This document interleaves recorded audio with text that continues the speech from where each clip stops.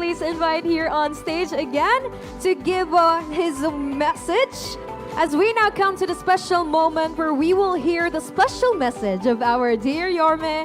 And let us all welcome again, everybody, Mayor Francisco Isko Moreno Domagoso.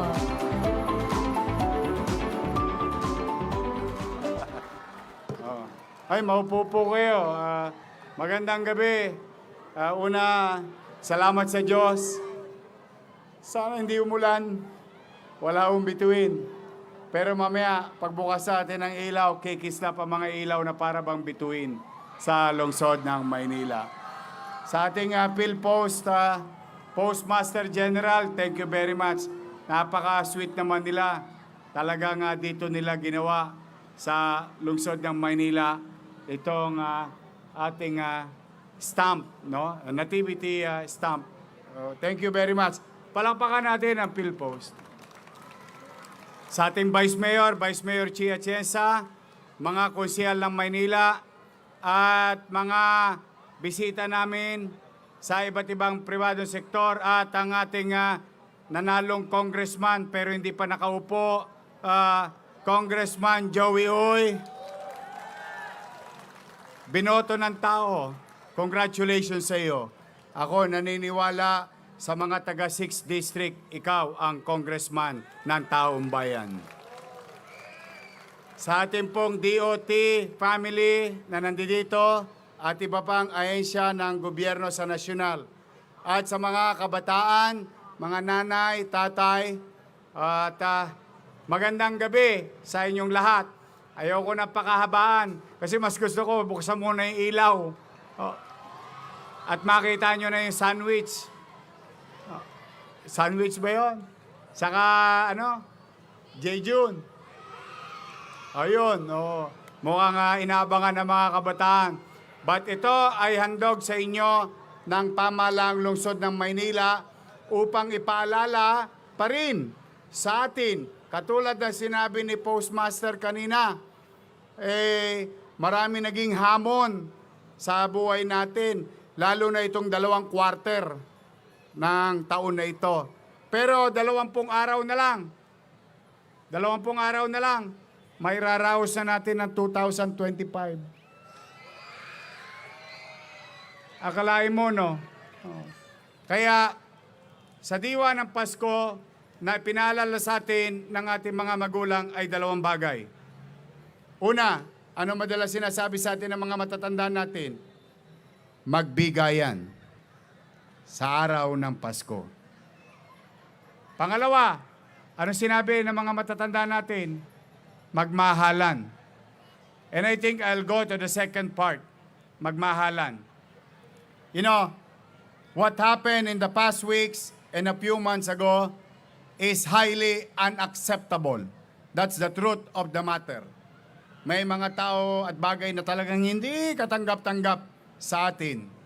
Ngunit, sa tinatakbo ng national government, I think may mananagot naman sa kanila.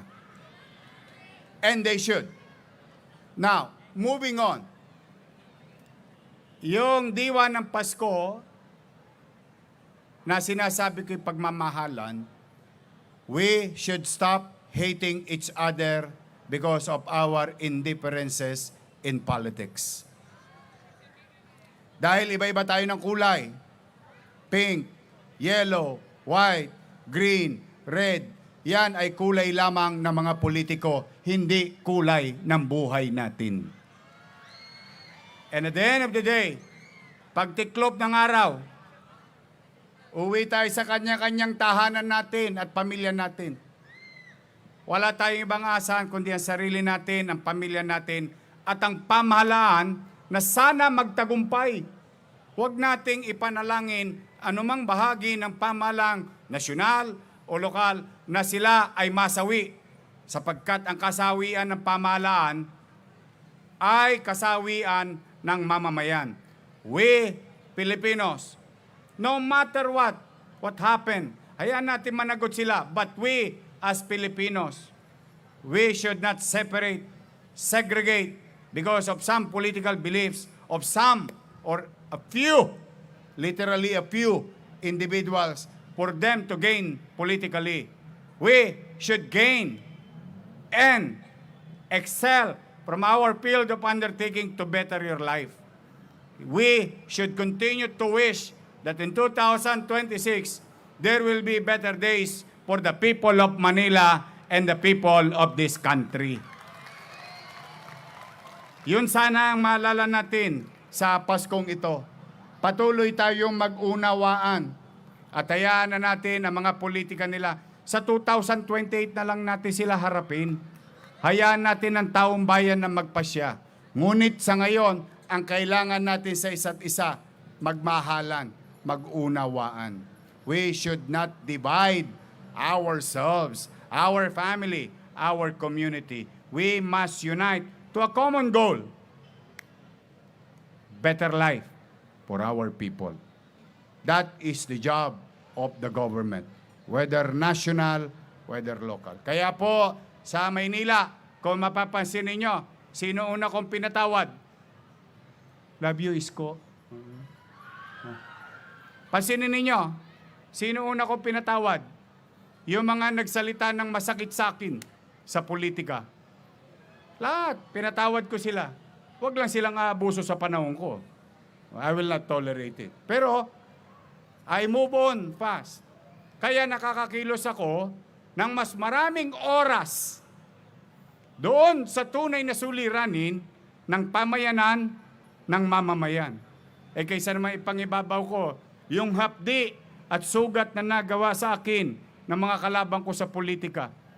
Wala na akong gagawin kundi magmukmok na magmukmok at mag-isip kung paano sila paghigantihan. No, you don't deserve that. What you deserve is that we may have different political beliefs, but we, once elected, must work for our people. We should initiate love when we claim for it. We should care when we ask for it.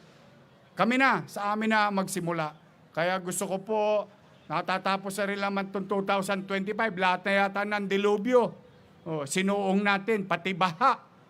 Konti na lang, nasa labi na natin. Pero, eto tayo, salamat sa Diyos, magkakasama tayo ngayong gabi. Buhay lahat tayo.